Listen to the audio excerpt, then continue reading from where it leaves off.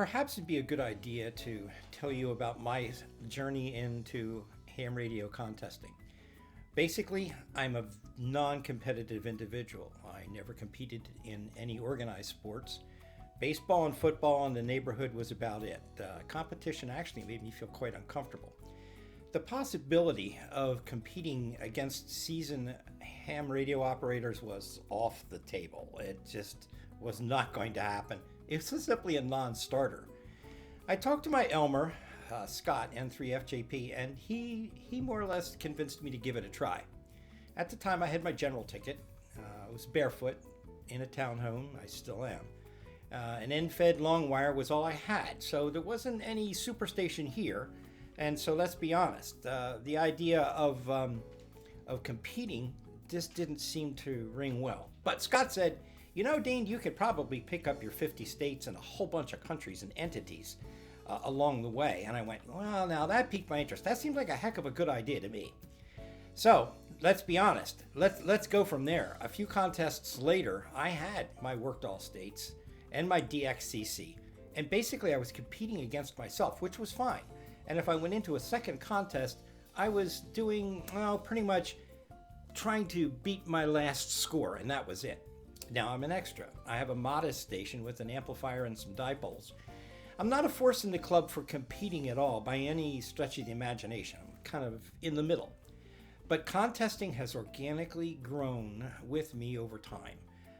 I look at the scoreboard now and then, and I do see who's above me, and I may want to try and climb up there a little bit, but I keep into perspective, I'm not a superstation. These folks have towers and beams, but that's okay. Contesting is a personal thing, and I think that's what I'd like you to take away from this. It's a great way to collect entities and also to learn about your station's capabilities, what your station's good at, where it could, and then where it could be improved, and what you could do later in terms of projects. But most of all, it also helps you improve as a ham radio operator, and it helps you improve your skills. So give it some thought, give it a try, and keep my little story in mind. So when you're ready, don't say no. Say, yeah, I think I'll try that next contest. Let's give it a shot. 0 Bravo Hotel, W0 Bravo Hotel, contest. Kilo 3, Japan Delta Foxtrot. A3 Japan Delta Fox, 59 Kansas. 59 Maryland. Thank you, W0. Good morning, good afternoon, and good evening. This greeting is for amateur radio operators around the world, as we're not exactly sure when you're going to view this clip. My name is Dean, KA3YJM, and in this clip, we're going to describe the bare minimal basics of radio contesting, while a few pics of our cast of characters come across your screen. You'll also see some lighthearted comic relief interspersed throughout the presentation too. We hope that you enjoy them.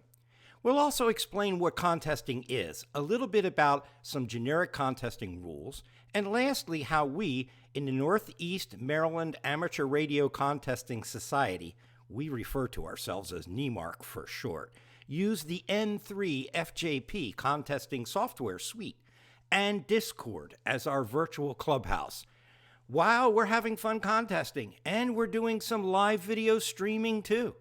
Our objective is to entice you to try contesting, be it with our club if you're within our area, or with another club near you. So let's dive in. Contesting. These are the voyages of the contest station KE3GK. Its 25-year mission is to totally crush any opposition and to boldly go where no man or contester has gone before. So here we go. The basics of radio contesting as a radio sport. Without my reading this to you, from Wikipedia, you can see basically it's a two-way contact with another station that's verified under certain parameters. And we'll talk about those parameters too that make up a contest and a competition to maximize a score.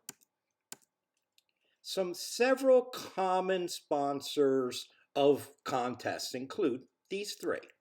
One, you've got the ARRL. They've got a bunch of different contests all around the year.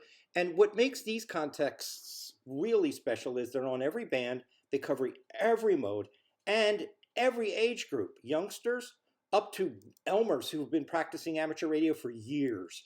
Then there's the CQ contests, of which there are 7 big ones. Worldwide, WPX, RIDI, 160, VHF, and the Digi. And then there are some local ones that are regional, like state contests sponsored by local clubs. So there's your sponsors of different contests. There are many. They're mostly in the fall and in the winter and springtime. Now, every contest has some basic rules. Now, they vary between contests, but basically they're these. 1, you're only going to be limited to certain bands, so you can kind of expect a theme around that. Also, they're at certain times. For instance, we may have a competition or a contest that's 24 or 48 hours. Most are 48 hours. And then there's an exchange. The exchange is neat because it may be to send and receive a serial number or a location or a time or even a person's age. And in November sweeps, I think there's like 5 different pieces of information that must be exchanged both ways between both operators to be a legitimate exchange and to get points. So there are only certain operating configurations that can be used as well. For instance, you may be low power or a single operator or multi-operator and so on and so forth. So there's some basic rules here that would be applied to individual specific contests that you participate in. Now, N3FJP contesting software. In NEMARC, we use N3FJP's contesting suite, all the different types and kinds. This just happens to be an example from ARRL's International DX contest. It happens to be my log part of the way through. We use this contesting software for several reasons. It partially fills in information for us. It uploads to our scoreboard through a server so that we can see how everybody in the contest that's participating is doing and where they are and what bands they're operating on, and we'll show you that in just a second. So here's an example of our scoreboard. Now, this scoreboard is produced from N3FJP's contesting software. The individual clients that are participating are uploading their scores, and they come to this scoreboard for a server, and we call that process and what's going on there using the uploader, and this is the results of the uploader, the scoreboard. And what's really neat about this contesting software is that during the contest, we can see a number of things as participants. For instance, where the leaders in the current particular contest are running, what frequencies they're on. For instance, this contest is passed. There's no run rates here, but they're up on 20 meters. Now, NT3U happens to be lower. He's on 40 meters and so on and so forth. But one of the biggest advantages here is you can take a look at an individual person's scores and their multipliers. I'm going to click on my call sign. And right away, you can see my statistics at this point in time. What's interesting is I have 99 multipliers. And we're going to get a great explanation on multipliers next. So stand by. What are multipliers? In addition to QSO points, multipliers are the other half of the scoring equation. Typically, they are ARRL sections, DX entities, or CQ zones. For example, here's my 2017 CQ Worldwide International DX log in which DX entities were multipliers.